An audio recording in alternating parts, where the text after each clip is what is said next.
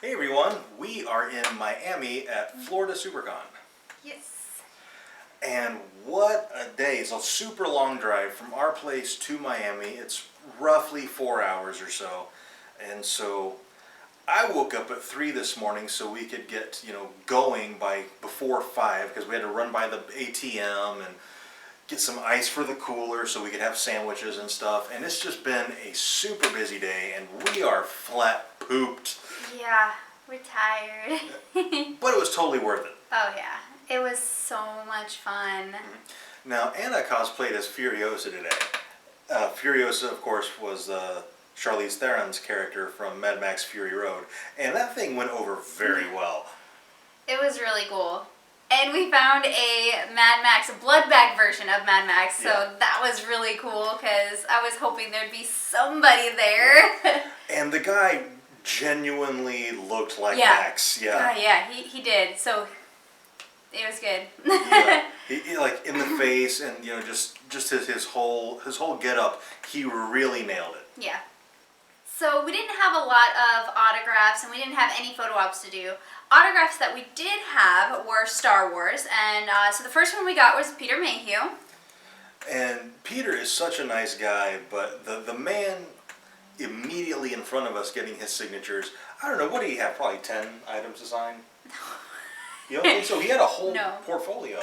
No, he had 3 items signed. Was it just 3? Oh. Yeah, it was 3. It just took him so long to get the stuff out because he waited in line because he was general admission. So he waited in line for him to get there, and then he goes up to the guy, gives the guy his money, and then goes over to Peter Mayhew and takes all of his pictures out of sleeves. He didn't have anything ready, and the one wouldn't come out of the sleeve. Or I don't think either one of them would come out of the sleeve, so he pulled them part way out. Yeah. And oh gosh, he was just a hot mess. And Peter, he's getting up there in age, and he doesn't see as well probably as he used to. But on one of them, he actually signed the sleeve because he couldn't differentiate between the where the sleeve was and where the picture was. And in his defense, the first picture that was autographed was coated in like a plastic, so it was laminated. Yeah, it was like a laminated 3D poster thing. So it probably felt about the same and looked about the same, and he probably just assumed, oh, okay, well the first one was like that, okay, so that's what I'm supposed to sign. So the guy starts walking away, and he comes back as we're getting our posters signed. And he's like, oh, on this one you signed the sleeve, and I wanted you to sign right here on the picture. And Peter, I guess, was just exasperated. And he goes, well, I'm not a mind reader. And then he went ahead and re-signed it for the guy, which was very nice. Yes. He didn't have to do that. Yeah, because it's the guy's fault for not having his stuff ready and prepared. Yeah. And in fact, as soon as that guy was finished and we're up getting our stuff signed, his handler actually made an announcement. Make sure you have your posters out. If you have pictures that are in sleeves, make sure they are out. If they are not out, let somebody go in front of you. Yeah. So if you haven't ever been to a con and you're getting ready to go to one and you want to get some autographs, it's just a good idea to be prepared. Have a plan for when you get up to the desk to get your signature. Have all your money out, your items that you're going to have signed out, and just try to be as efficient as you possibly can. The people around you are going to be relatively gracious unless you are just a complete mess like the guy was today. But, your fellow fans are going to be, pretty accepting of whatever you have going on. And if you're alone and you have a lot of, like, you're in costume and you have things you want to get signed and you have your bottle of water or whatever you have going on, people will actually help you. Yeah. All you have to do is ask. Yeah. And then after Peter Mayhew, we went to the Dee Williams panel. And I gotta say, I was kind of disappointed in the panel, not because of anything to do with Dee Williams. That man is suave as hell and coolest man on the planet, hands down.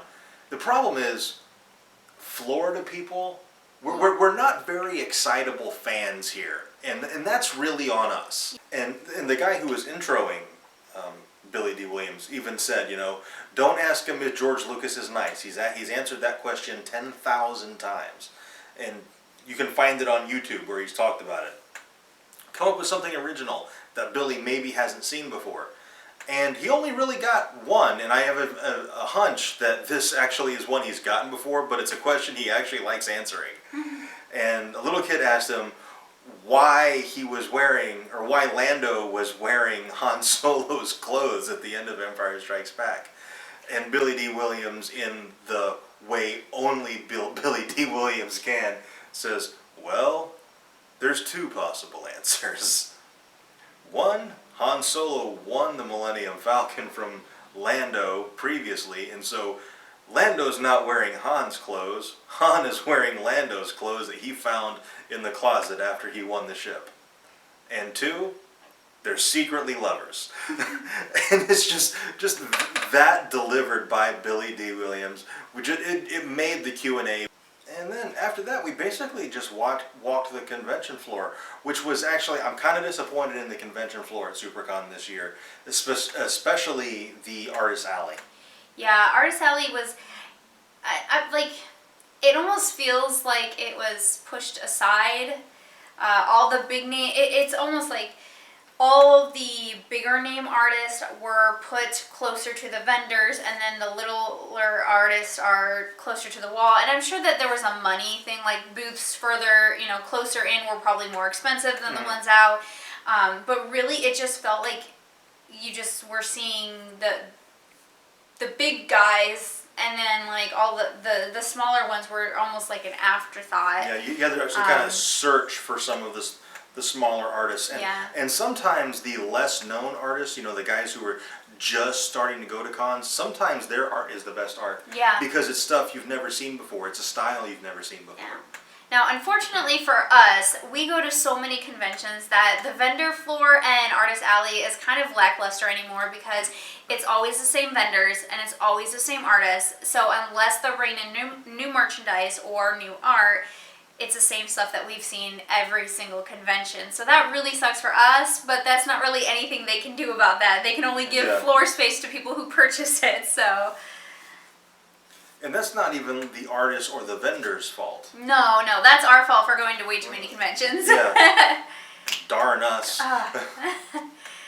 The cosplays were really great. Yes. There were some absolutely phenomenal cosplays. One that I was really excited about, I saw like 4 or 5 Dominoes. You don't see a lot of Domino cosplayers, and I saw there was like 4 or 5 of them here today, so that was really, really awesome for me. Who else did we see that was really good? The Max, obviously. Yeah, the Mad Max was amazing.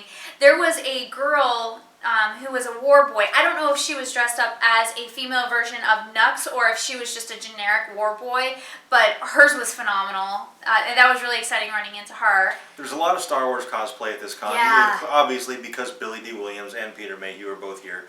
But the Star Wars cosplayers brought their A game this year. Yeah, there was some very, very meticulous Jedi costumes. Yeah. They were very, very well done.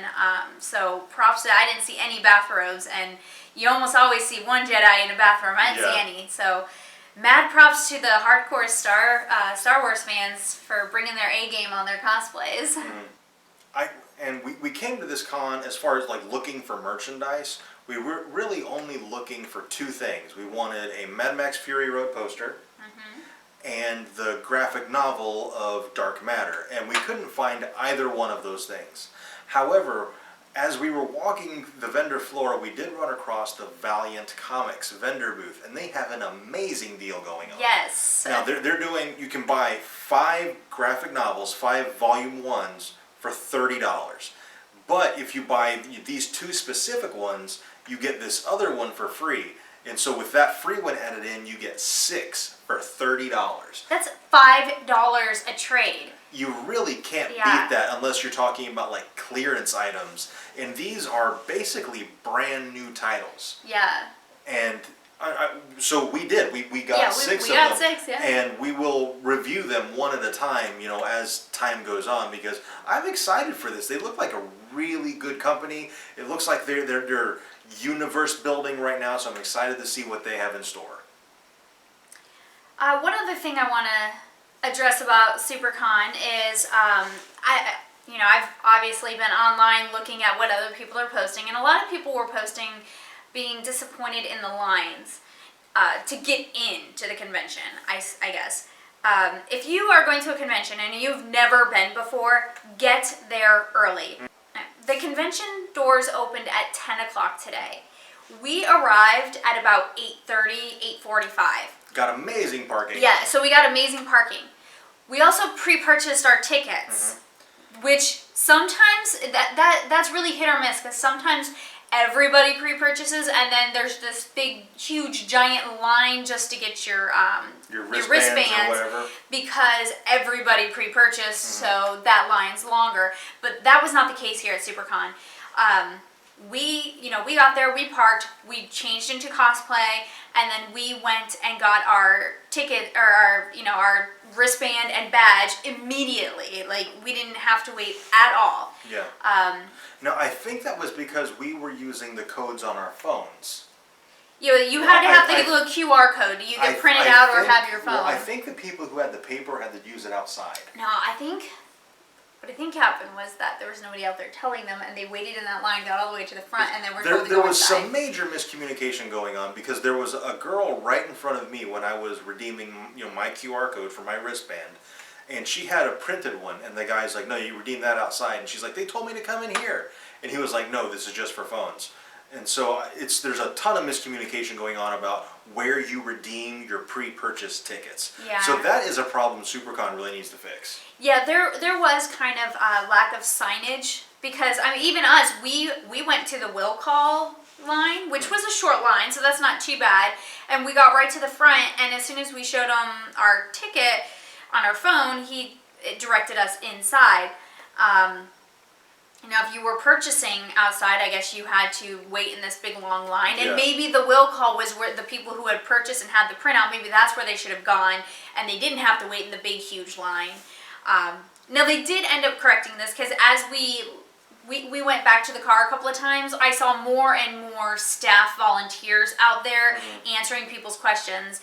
And it was probably just, we were there so early, a lot of these people were there so early that they weren't able, but...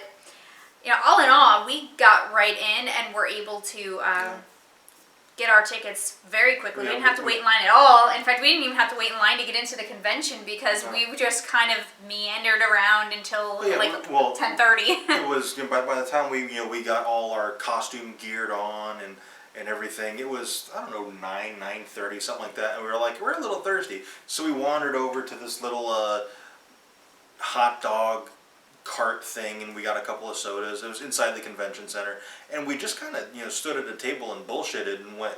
And before we knew it, the line to get into the convention floor was done. We're like, oh, I guess we're allowed to go in, and we just went in. Yeah. So I would recommend, if you buy your ticket online, you pre-purchase, and you print it out, make sure you have it on your phone as well. Pretty much everybody's got smartphones now, so make sure you can get into your email and pull it up. That way, if they say, no, this is only for phones, you can be like, oh, okay, step back, pull it up, wait until, you get it up, and then hop right back into line, and you won't have to go outside, because you'll have it on your phone. Have both. Probably not a bad idea, but... Yeah. I think that's it for this video. That's pretty much everything that happened today. This is, Supercon Saturday. This is our first day here. We're going to be back again partial day tomorrow. Yes. So depending on how tomorrow goes, we might do another a video on Supercon. But if it's just going to be the same video as this one, where same stuff happens, nothing new, we probably won't do a Sunday recap. Yeah, we aren't actually doing anything Sunday. We have no plan. Right. We might hit a few panels, probably just walk around the vendor floor, do cosplay, stuff like that. But we don't have any autographs. We don't have any photo ops. Everything's done, so there won't be any stories for that. All right, we still have to record and post our Sci-Fi Friday video, so stay tuned for that. If you're at Supercon, let us know what you're doing. What are you cosplayed as? What did you check out the Dee Williams Q&A? Are you getting autographs? What are you doing? Let us know in the comments. And also, don't forget to like and subscribe. And on Fridays, except Fridays when we go to a convention, we do a topic of the week video, and we always need topics for those. So if you have any suggestions, put those down in the comments below. We will look through all of them and choose the one we think we can make the best video for, and that's what we will post on Friday. Okay, thank you very much for watching. We'll see you next time.